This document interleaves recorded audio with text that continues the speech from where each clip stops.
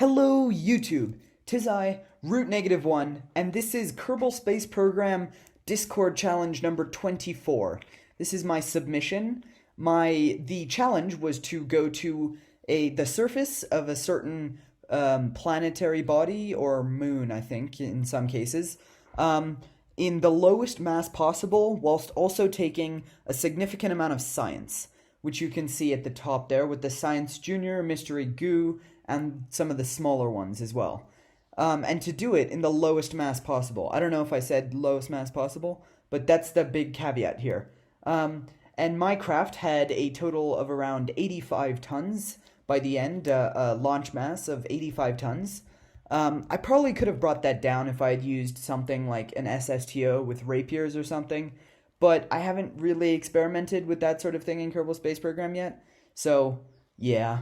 As you can see, it's sort of my very first minimalist mission that I've ever really done. So I found it a little bit tricky. This was actually my second attempt and second craft entirely. I originally tried to make a system where the interplanetary stage would land directly onto Moho and ascend directly and go back to Kerbin. But it turned out that that takes a lot higher of a mass than to just have a dedicated lander, which I have here.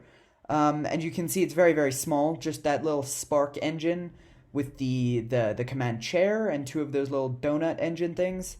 And in order to return back to Kerbin, I sort of just have one of those structural pieces with a heat shield attached to it, and then just another chair attached to it. So, yeah, very, very, very safe. I'm sort of just strapping a Kerbal to a plate and ramming them into the atmosphere at interplanetary speeds. It's safe. Don't worry. The Kerbals, they like it. They like it. It's all good. So here you can just see me about to begin constructing the majority of the interplanetary stage, and I sort of had a setup with these little side fuel tanks, and those all feed into the center fuel tanks and get detached two at a time. Sort of an asparagus staging method, which is supposed to be really, really efficient. So that's how I have it set up here, and I must say it was pretty efficient. I got quite a bit of delta V out of this. In total, by the end of the construction of this craft, I had something like 9,000 meters per second in the interplanetary stage of delta V, and it's a solid amount. And that was not incorporating the lander, which had in its own something like 3,000 meters per second delta V, which was pretty good. I think the lander was a little bit overkill, and I ended up detaching around 400 meters per second delta V in the end, which is a little bit unfortunate. I could have made it slightly more efficient, but alas. Anyway, so here you can just see me finalizing the interplanetary stage by closing it off with a fairing. So then beneath it, I just had, originally I was going to do a skipper stage, but after discovering that that wasn't nearly enough delta V, I decided to swap it out with a Poodle engine, which is much more vacuum optimized and much more efficient. So then I ended up with a few tries to get the delta V on ascent, right? And after messing around, you can see that I showcased that the craft has a launch mass of around 72 tons, but instead, after messing around with that a little bit, and trying to get the delta V up, it ended up being something more like 85 tons.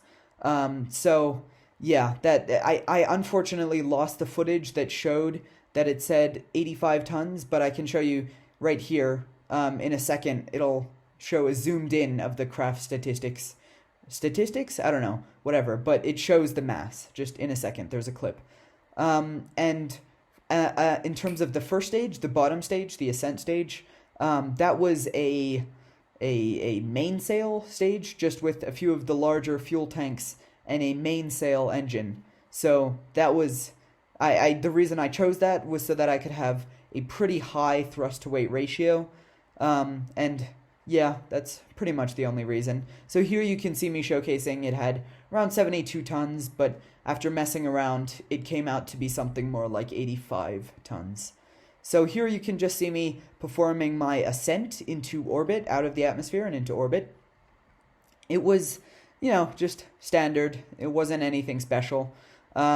Just tipping over to get a gravity turn, being tipped over 45 degrees by the time you hit 10 kilometers, and then just pushing my apoapsis at around the 80-kilometer mark. And then creating a maneuver node just to circularize with the poodle stage, which has now officially been done. So now you can just see me making a alarm with Kerbal alarm clock to get a perfect transfer window between Kerbin and Moho.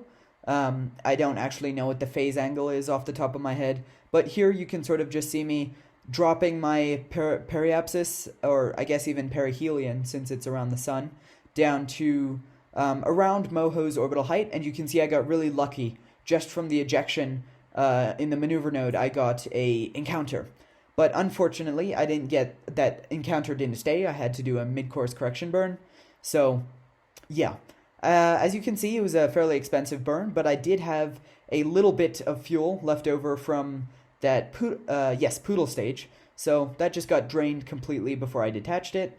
And now to engage the nuclear engine stage. So as you can see, it's only draining fuel from 2 of the fuel tanks at the moment, 2 of the outer ones, and when those get completely drained, they will be detached and it will start draining from the next fuel tanks, essentially.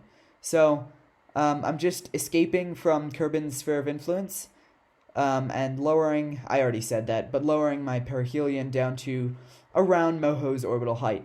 So Moho is very difficult. Since it's so close to the sun, your orbital speed by the time you get there is insane. It's very high, something on the scale of 4,000 meters per second. So that's a very, very long burn to circularize. And it's also pretty difficult because it's on a very, very big tilt.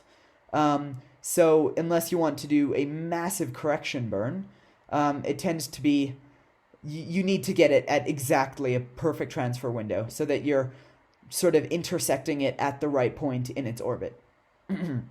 So here you can see me doing that mid-flight interplanetary correction burn just to get a very, very close Moho encounter. So it's essentially just faffing about with maneuver nodes until you get a close, nice encounter that you like. So I aimed for around 30 kilometers, I think. Yes, 30 kilometers, but it turns out that that was a little bit too close. So I ended up raising that to around 50 kilometers, I believe. So, yes. I split up the capture burn into 2 different burns. One just to capture ever so slightly, and then one at apoapsis to adjust my inclination to get an equatorial orbit, and to, just raise my orbit a little bit, and then to lower the orbit finally down to the nice circular orbit. So here you can see me just time warping down to that encounter, and just entering the sphere of influence, creating a maneuver node for capture, at least. And it ended up being something on the scale of 3.2 thousand meters per second delta V. And then by the time that that was finished and circularized, then it was something like 3,500 or so. So this was an insanely long burn. I believe it was on the scale of something like 10 minutes. So engaging physical time warp was definitely necessary, and you can see me ejecting those the next 2 fuel tanks.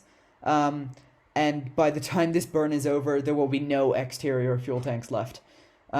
So here you can just see me physical time warping down to my next ejection of those final external fuel tanks, and then just burning with the center core until I'm captured around Moho. So now that that's done, you can see that I didn't quite capture, but just a little puff of the engines made me capture. And also, due to the fact that that burn was so long, it was very, very inefficient. So it ended up pulling my periapsis down and intersecting the surface. So I just had to do another quick puff of those engines to raise my periapsis, and then do another burn in order to adjust my inclination, which is most efficient up at the apoapsis. So just took quick advantage of that before I circularized. So Yep, you can just see me dragging that maneuver node just so that, yeah, it's very nice and equatorial. Unfortunately, it wasn't perfectly equatorial because there was some tilt, but sort of in the wrong axis to adjust for it. So the apoapsis was sort of tilted upwards a little bit, as you can see there in that shot. So now you can just see me creating a maneuver node for circularization. Came out to be around 300 meters per second delta V, and just quick, very quick to execute. Well, relatively quick for a nuclear engine at least. And now that I'm circularized, I'm getting ready to transfer Jebediah over to the lander. And the way I set up the chairs, it sort of launches him away from the craft a little bit, so I can show off my amazing Kerbal EVA pack skills. So now, as you can see, I have detached that lander, and I'm just doing a retrograde burn so that my periapsis intersects the surface, or my orbital line intersects the surface. And I took a few tries, maybe 3 tries or so, to get a perfect suicide burn. It wasn't even perfect in the end, but I had been working on this mission for quite a while, so I figured, you know what, it's good enough. So you can see me just executing that burn there. With the Science Junior still attached, it wasn't the best TWR, but it was still pretty good. I was able to do that burn pretty easily. And just the way I set the chairs up again, it sort of launched the lander away a little bit, and I had to stop it rolling down the hill with the Kerbal. And then I tried to plant a flag so that it would lean against the flag, but it ended up just launching it away even more. So I had to quickly name the flag and then fly over to stop it again. So, yeah, and then I went ahead and collected all the science from that unit, and then now that the flag was planted, surface sample taken, EVA report done, I detached that Science Junior unit just so I could get a little bit more delta V out of that craft. It actually gave significantly more delta V, so yeah, in order to rendezvous back with the interplanetary stage, I did a very inefficient rendezvous. I didn't adjust for the inclination. I sort of just went into an equatorial orbit and then circularized, and then sort of just executed the amazing lazy method of rendezvous and docking, which is sort of just to just create a maneuver node so that your intersection node is relatively close, around 1 kilometer or so. I think I had a little bit more than that, but and then once you get to that point, you kill velocity relative to the target, and then you point towards the target, do a quick puff of those engines, and then just rinse and repeat. Once you've gotten to the intersection point, you burn retrograde relative to the target, kill your speed relative to the target, and then just keep burning towards it. So the reason I figured it was fine to do such an inefficient burn or an inefficient rendezvous, was just because I had some extra delta V in that lander, so it was fine. So I didn't actually need to dock the craft at all. That would just add more weight to have docking ports. So I sort of just left it and had the Kerbal EVA over. But I think it's fine. The challenge said not to use the EVA pack's delta V, extreme delta V, but I don't think flying over just to the craft, I don't think that really counts. So here you can see I did a lot of faffing around with this maneuver node thing, but I was tired. I had been working on this for 10 hours by this point, and also done a previous mission. So I decided, you know what, it would just be fine to have the Kerbals wait 14 years in interplanetary space just so that they could, get a proper encounter with Kerbin. So as you can see, I created just a prograde burn at apoapsis, but then I increased the amount of orbits until it sort of lined up, and then just those intersection nodes slid together and gave an encounter. So I did use better time warp, because time warping 14 years is not fun, unless you've got, I don't know, I think it's something like 100,000 times, or maybe even 1,000,000 times. I don't know what the exact number is, but just to that little maneuver node so that the encounter with Kerbin can be gained, question mark? I don't know. Anyway, so now you can see me just adjusting my encounter so that the orbital line intersects with the atmosphere and even the surface, I believe. I figured that, Kerbal Blackout, it's fine. I can just ram him into the into the atmosphere and surface just at interplanetary speeds. Kerbals are very hardy creatures, like I've said before. I mean, he's been sitting in a chair and a spacesuit for 14 years. So, he's fine. He's fine to just be rammed into the atmosphere. You can see that orbital line swinging around until I'm sort of intersecting the surface there. And at this point, it's just a matter of time warping around one orbit instead of a lot. So, yeah.